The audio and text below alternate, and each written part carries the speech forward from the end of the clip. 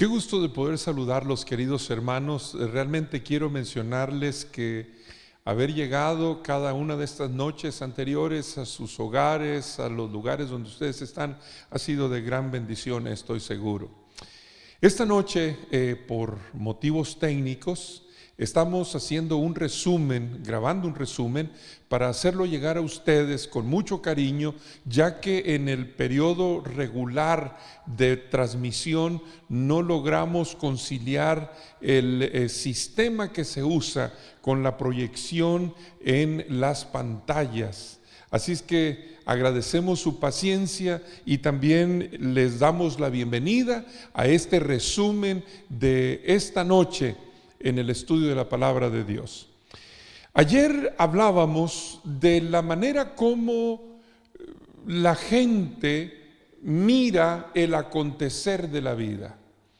La mayor parte de las personas, la palabra de Dios dice que hay un lema que mueve al mundo. Ese lema de Corintios que el apóstol Pablo dice que la gente sencillamente vive con la filosofía de comamos, bebamos.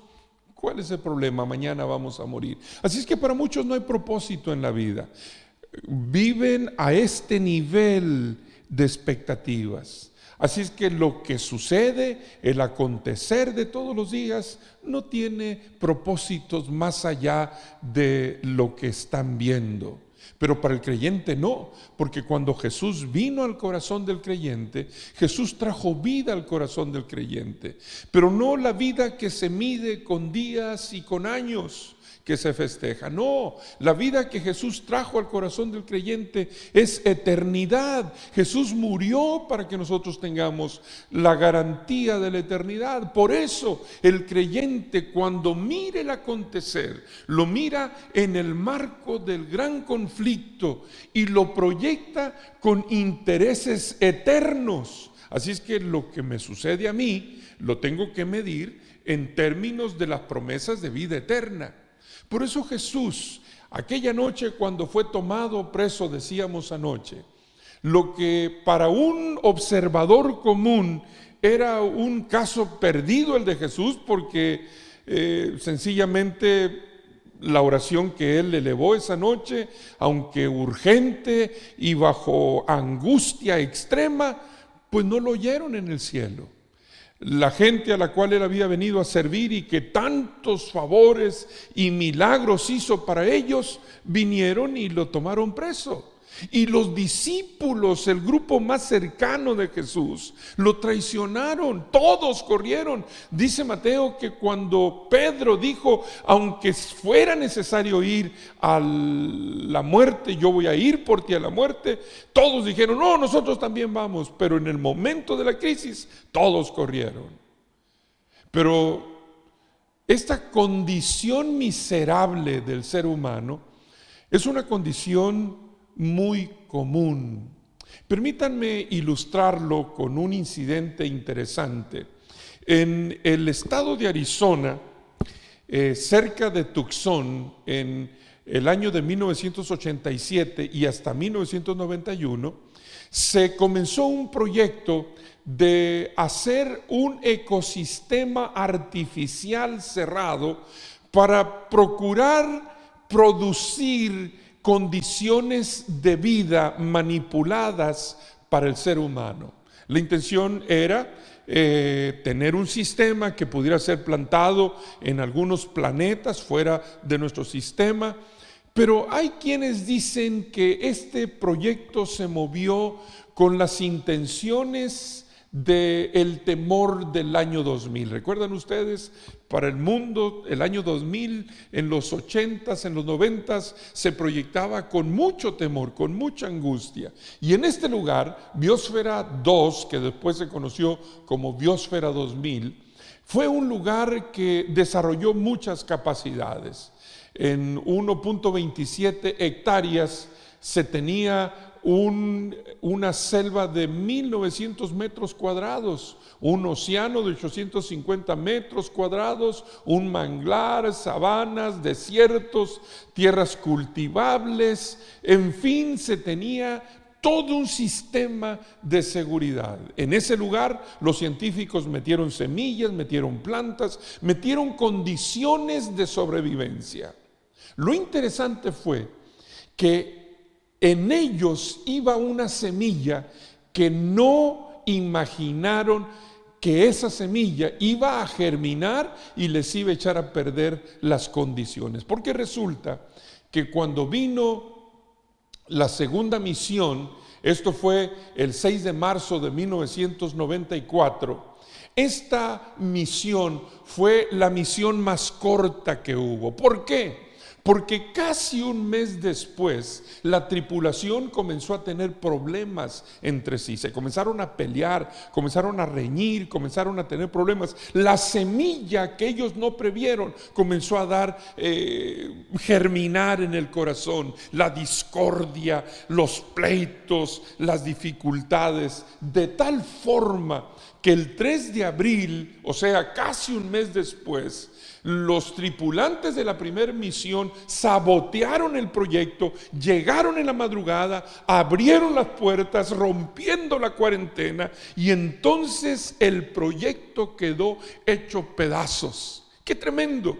Un proyecto carísimo a los que estuvieron patrocinando, pero que se hizo pedazos, resultado de una semilla que ellos nunca imaginaron iba a germinar en el corazón de los tripulantes. Esa semilla, la semilla del odio, la semilla del rencor, la semilla de los pleitos, esa semilla naturalmente se conoce como la semilla del pecado.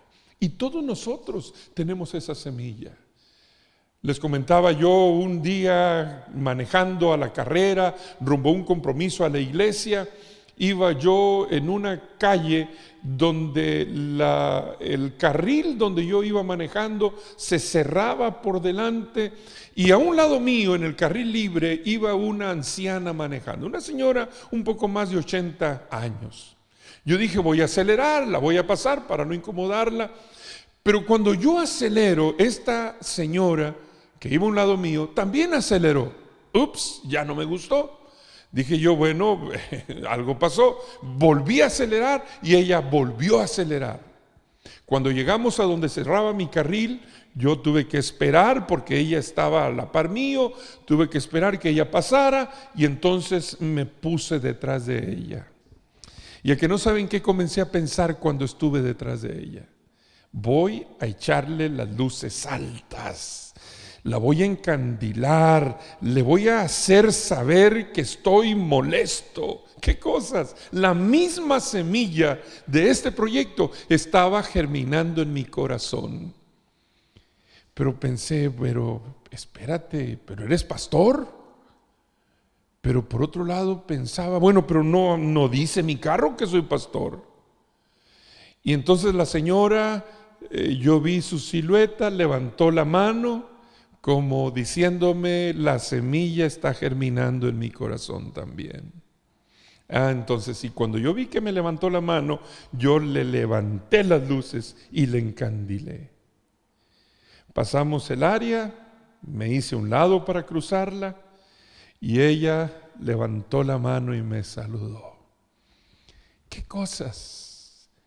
Tú y yo padecemos de eso que echó a perder el proyecto de Biosfera. Pero ¿sabes qué? Esa noche no me sentí tan mal porque me acordé que en la Biblia hay un caudillo que tenía el mismo problema que yo, y el mismo problema que tú. Dice Romanos 7:15, el apóstol Pablo hablando de su condición, pero pareciera que me está hablando a mí, pareciera que él me está describiendo a mí, que te está describiendo a ti. No hago lo que quiero, sino lo que no quiero, eso hago. ¿Verdad que esto nos retrata, nos describe muy bien a ti y a mí? Sabemos cómo hacer las cosas buenas, nos proponemos hacerlas, tenemos la intención, pero hay algo que nos esclaviza, que nos arrastra, y hacemos exactamente lo que sabemos que no debemos hacer. Pues aquella noche, la noche cuando Jesús fue tomado preso, las condiciones no fueron muy buenas. Claro, a Jesús la indicación era que hicieran dos cosas con él. Dice Mateo 27, 26 al 27, y habiendo azotado a Jesús, lo entregó Pilato para ser crucificado. Fíjense el orden de lo que debían de hacer con Jesús. La indicación de Pilato fue: lo castigan, lo azotan y lo crucifican. Pero resulta que lo primero que hicieron fue azotarlo, sí, y lo tercero que hicieron fue crucificarlo. Porque lo que hicieron entre lo primero y lo tercero, que debió haber sido lo primero y lo segundo, fue algo que no había sido ordenado, pero que los soldados estaban deseosos de tener espectáculo y de ver sangre. Esa naturaleza, esa semilla en el corazón de los soldados estaba por germinar. Y entonces dice que hicieron lo siguiente. Entonces los soldados del gobernador llevaron a Jesús al pretorio y reunieron alrededor de él a toda la compañía. Lo desnudaron, le echaron encima un manto de escarlata, pusieron sobre su cabeza una corona tejida de espinas y una caña en su mano derecha, e hincando la rodilla delante de él, se burlaban diciendo: salve, rey de los judíos. Le escupían y tomando la caña lo golpeaban en la cabeza. Después de haberse burlado de él, le quitaron el manto, le pusieron sus vestidos y lo llevaron para crucificarlo. Qué interesante. ¿Qué es lo que había en ellos? Imaginen ustedes, soldados descansados, robustos, bien comidos, fuertes, entrenados para pelear contra batallones. Esa tarde, esa noche, estos soldados, deseosos de sangre, comienzan a burlarse de un hombre indefenso. Este hombre, Jesús, había sido sometido al castigo romano, al látigo romano. Se le conocía el látigo romano como la muerte intermedia. Eran 40 azotes menos uno, 39.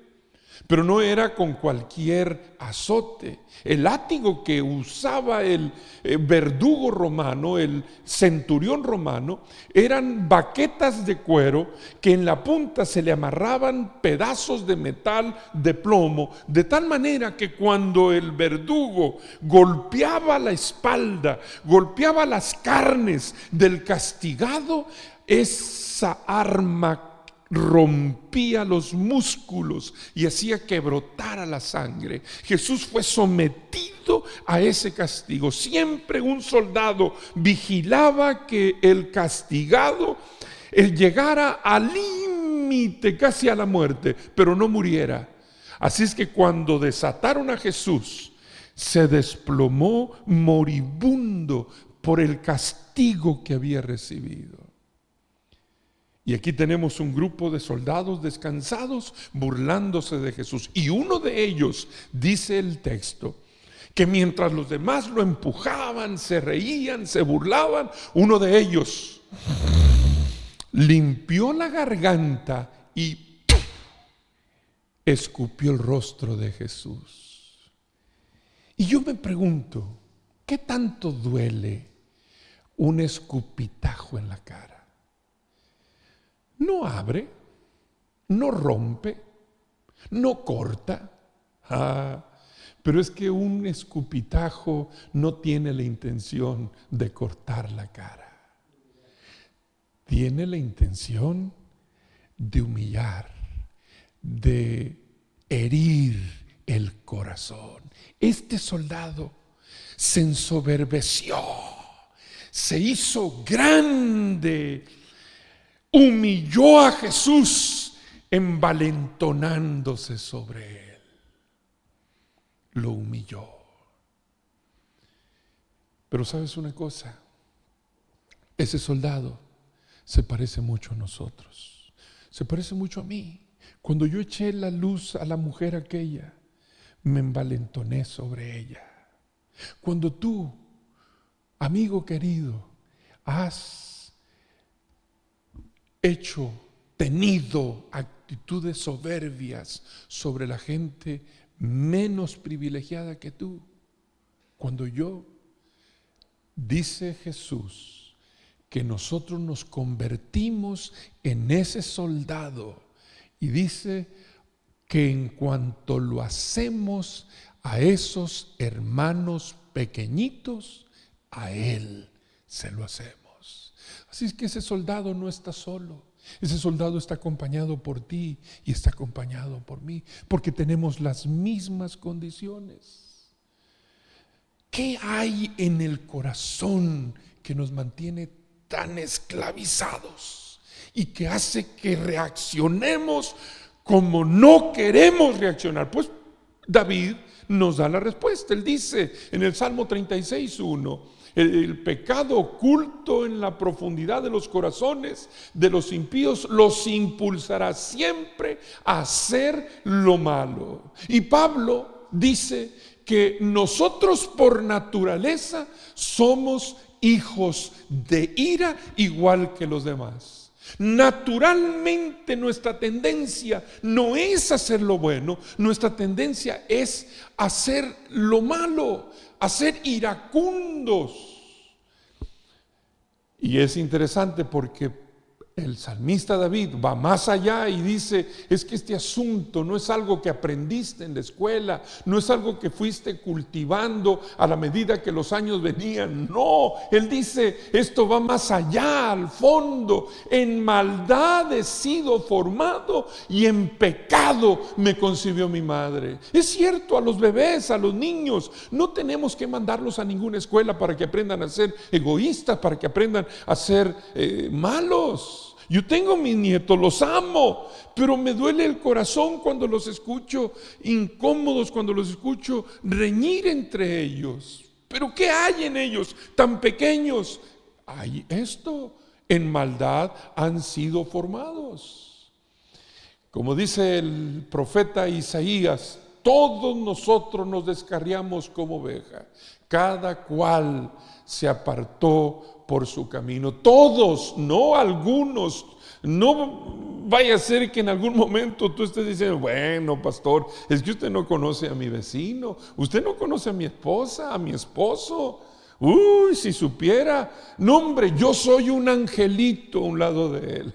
Si pudiera ser que tú seas un angelito a un lado de tu vecino, pero ¿sabes qué? La medida tuya no es la del vecino. La medida tuya y la medida mía es Dios. Esa es la medida de la perfección.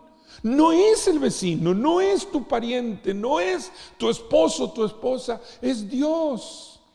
Ahora, el corazón del hombre es engañoso más que todas las cosas y perverso. ¿Quién lo conocerá? No podemos entenderlo, no podemos conocerlo, pero tampoco podemos hacer algo para cambiarlo. Por eso dice el profeta Jeremías: mudará el etíope su piel, el leopardo sus manchas. Así también vosotros podréis hacer el bien estando habitados a hacer el mal. Y el apóstol Pablo, haciendo eco de lo que dijo el profeta Jeremías, dice que los designios de la carne, de nuestra naturaleza pecaminosa, son enemistad contra Dios, porque no se sujetan a la ley de Dios y no pueden hacerlo. Tenemos un grave problema. Estamos metidos hasta la coronilla en esta conducta, en esta naturaleza que nos esclaviza, que nos martiriza, que nos hace hacer cosas que no queremos hacer, y no podemos nosotros resolver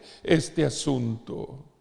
Así es que tenemos problemas graves y son básicos. En primer lugar, somos pecadores. La Biblia lo dice, ya está claro esto. Y si somos pecadores, no somos santos. Y si no somos santos, obviamente la maldad está a flor de piel nuestra. Ahora, la Biblia es muy clara con relación a este problema grave en el que estamos nosotros, porque el precio del pecado es la muerte. Y no estamos hablando de la muerte común, estamos hablando de la muerte eterna, de la separación total de Dios. Y dice el apóstol apóstol Pablo en Hebreos, que sin santidad nadie verá al Señor. Y dice Proverbios que los malos recibirán el castigo eterno. Así es que este es un gran problema. Necesitamos tener solución a este problema. ¿Y qué debemos hacer tú y yo? Porque el problema lo tenemos y está ahí. ¿Qué debemos hacer?